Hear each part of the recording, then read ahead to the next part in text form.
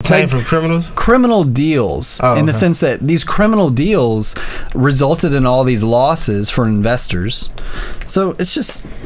And not just investors. I mean, financial crisis hit. My mom lost like a quarter of her retirement savings. My grandparents lost huge chunks of their retirement savings, and you know, same with millions of Americans. Because that's what they were invested in. I mean, they were supposed to be only bet on safe things. AAA a lot of people lost their jobs. A AAA rating is supposed to be as safe as a T-bill. America lost their AAA rating. And the stock market, stock market's back up.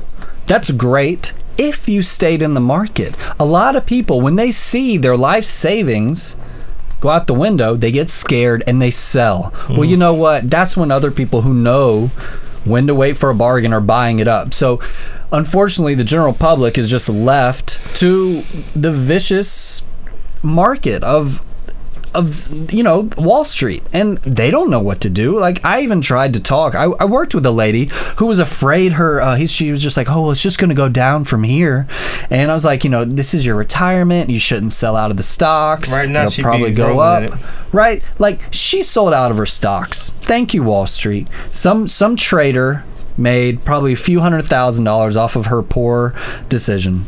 Go Wall Street. Is that productivity for the economy? So hold on, I keep hearing all this blame and criticism of Wall Street, and not that I'm a guy that likes Wall Street, but I don't see how Wall Street can ultimately be held accountable by a crisis that Wall Street did not cause. What caused it? What caused it, Joey? What caused it is basically that we had a mortgage bubble that was created from having way too much credit in the United States, that was caused from other countries in the world, people living there and sending all their money and savings to the United States, and thus we had way too many savings, way too much credit in the U.S., and then that pumped up a lot of bubbles, and eventually those things burst.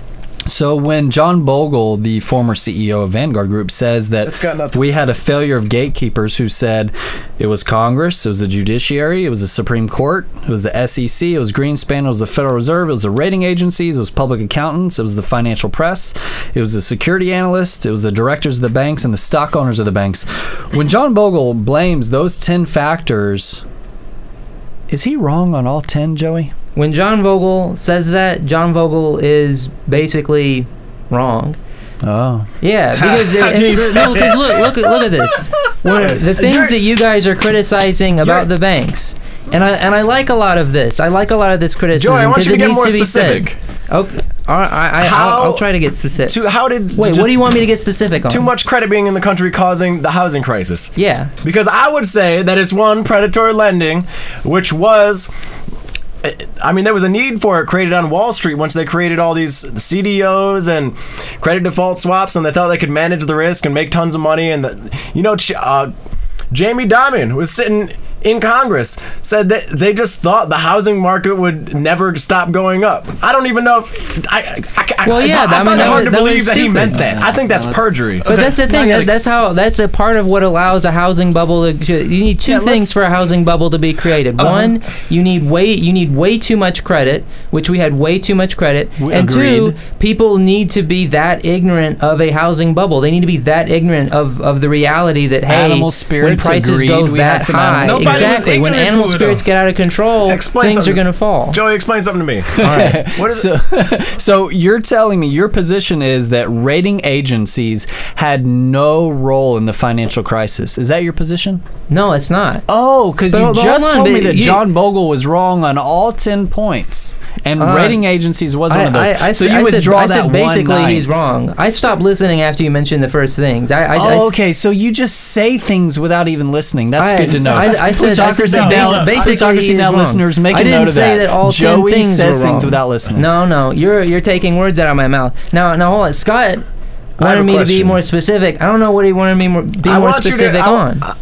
What do you mean there's too much credit in the country? What exactly do you mean by that? Okay, what I mean is that in other countries, where there's not a safe financial system, like say Mexico, for instance.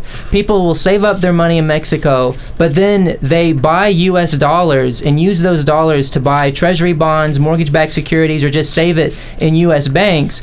And so what that means is that we get all this credit, all these savings from Mexico then comes into the United States, and because they're buying U.S. dollars to do it, that creates a trade deficit, first of all. But secondly, it also means that there winds up being a lot of savings here that then gets turned into debt because it's lent out in order to earn interest. So then you've got all these people that wind up getting indebted. So what happens is that when the banks get all that money, they get all that savings, they're trying to figure out how to lend it out. They got to figure out how they're going to lend it out. And out of that, you get things like predatory lending. You get things like a housing bubble. You get a credit card bubble. You get lower savings rates in the United States. That's where all that stuff came from. It's because other countries are putting way too much of their savings into the United States because they think we're a good place to save in. I agree that people wanted a place to park money for fixed income securities. The This American Life show, The Giant Pool of Money, does a great job of dissecting this. So the Federal Reserve had interest rates really low. Well, guess what? That fixed income pool, they liked to buy T-bills, treasuries, whatever you want to call them, our debt. But because interest rates were so low, our treasuries weren't paying out, so there was a lot of investor demand for fixed income securities. So Wall Street tapped into that investor demand because Federal Reserve had interest rates so low. But you even neglect to mention that interest rates were driving this demand. It's kind of ridiculous. But why were interest rates so low? I don't know. I don't know because why. the Federal Reserve had to keep them that low, or else we would have had deflation, right? Like that, and that's because we had so much savings coming into the United States. So they had to lower interest rates, or else we would have had deflation. And as we all know, every depression in American history was caused by deflation. So I just don't see what the Federal Reserve is supposed to do on that part. Now, could we have had better regulations overall? Yes, because there's other countries that also had a similar crisis as us, but they didn't have it as bad because they had a better overall regulatory system. But we've still got inflation. You can't use deflation. I mean, we've had inflation over but that's why we've always got a little bit of inflation so that we don't wind up having any deflation, because that's where the dollar gains value and there's fewer of them being circulated, and it means less products are being purchased, and it leads to depression.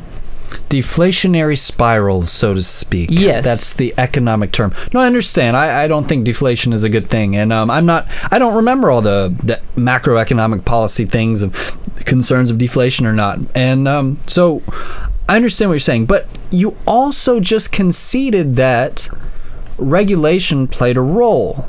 Conceded? That's my whole argument. If we had better regulation in the United States, we wouldn't have seen the kind of collapse that we saw. Like, what would we have seen if we'd had great regulation? Would we have had a financial crisis at all? Would we have had a housing bubble at all? I mean, we would have still had one.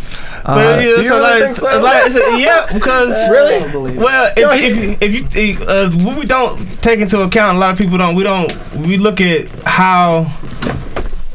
What 9/11 did to us as a nation and what it cost us economically, that on top of the housing bubble, maybe if we didn't have 2 wars put on a credit card, but still, even the housing bubble is way more than that. I completely disagree with that. The wars are like $2 trillion. We lost like 11 to 12 trillion in the financial collapse. So I mean, here's the thing: that was money that was wasted. But at the end of the day, that's not what led to any kind of collapse. Joey, so it contributed to. The insurance companies. That's what I'm saying. It didn't. A big did on that day, and it contributed to the overall, the impact of the financial crisis. I'm not saying it was the root cause of it. What did those wars do? It indebted the government a lot. The government being in a lot of debt is in no way what led to the economic crisis.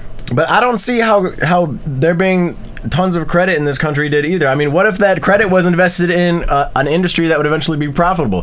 What if it was all invested in renewable energy? But no, instead they invested in whatever. Well, that's because it's not worth it to them to do that.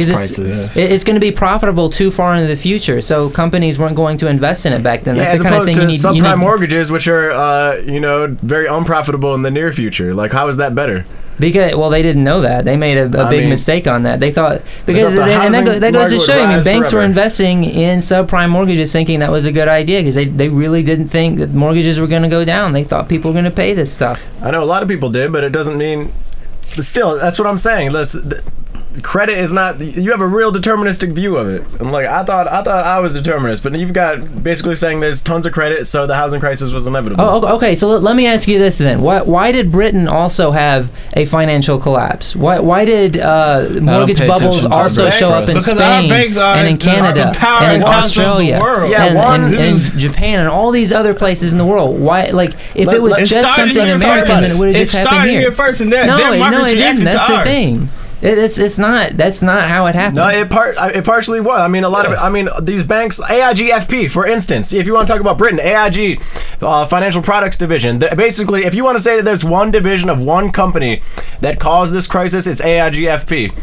They were the ones who made in London. Yeah, based in London. These are the guys who made all the credit default swaps, who made like an insane amount of credit default swaps. And on these credit CDOs. Default swaps were just a way to say it's basically insurance. It's insurance. Okay, so what you're saying now, it's pretty accurate. Once this little division of AIG crashed AIG owed tons of money because of this little division to all the other banks. When the mortgages started going down, because AIG owed them collateral, couldn't pay the collateral. So what our government steps up, and basically just hands a bunch of money to the banks, saying, we'll cover that. No, all that collateral you already collected, they let the banks keep that too. I mean, 100% on the dollar. Yeah, so more than that, what you're saying we is paid pretty 100 cents on the dollar for the bad mortgages, but on top of that, the collateral they already collected from AIG before they collapsed, because they had to pay collateral as mortgage values dropped. It was in the contracts of the CDSs, and so as those dropped, they had to pay more and more collateral, and then eventually they couldn't pay it, and the government had to go in and take over AIG. Basically, we let them keep that money. So AIG kept that, even though taxpayers paid 100 cents on the dollar on really bad mortgages that weren't worth that 100 cents. Guess who was the regulator? Guess who was the regulator for AIG? It was the Office of Thrift Supervision. And that was one of 4 federal agencies that regulated banks. But this is how they marketed themselves, because they were in a market for banks. At one corporate what do you mean a market for banks? Events.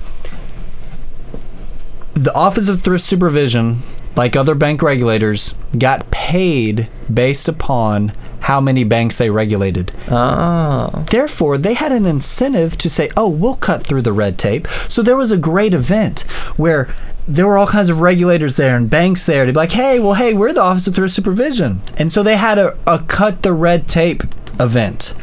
And guess what the Office of Thrift Supervision did to cut through the red tape? They brought a chainsaw. They brought a chainsaw to show the banks they're willing to cut through all the red tape. They regulated AIG. They regulated Washington Mutual. They regulated IndyMac. Great. That was our regulatory system. So they took a chainsaw and put it to a bunch of regulations, like essentially literally physical paper. Yep. Stacks of it. And so you have this alphabet soup of banking regulators, and what they do is they kind of shop around. Like J.P. Morgan Chase is kind of with the Office of the Comptroller of the Currency, because the OTS went into the Office of the Comptroller of the Currency.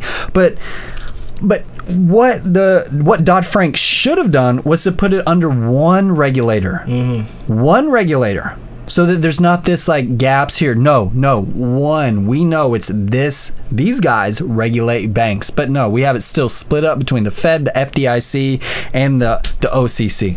What about the SEC? SEC, Securities Exchange. Securities. That's more like stock stuff. So they regulate banks too. Yeah, they regulate banks because banks aren't banks. They don't loan money. They go out and trade money on Wall Street. But banks don't choose between the Federal Reserve and the FDIC, though, right? I mean, they're regulated by both, aren't they? I think there's some instances where banks can choose their regulators. Exactly. That's why we should have one regulator. All right. So no, those are really good points, and that's constructive. And you look at it, there were housing crises all over the world where the bubble bursted. Yet in those countries, and most of the time in those countries, they didn't see the kind of financial collapse that we saw here, because in the United States and also in Britain, everybody started saying, hey, especially for financial banks, who only had to hold 2% of their overall assets as collateral, they said, hey, this is cool, we can only hold 2% of our assets as collateral, or in some cases 0%, and this is fine because we're going to insure our losses with an insurance tool called the derivative. And they thought that was going to be fine, and that entire system collapsed. And of course, the institution that was insuring everybody for losses was AIG. AIG, so right.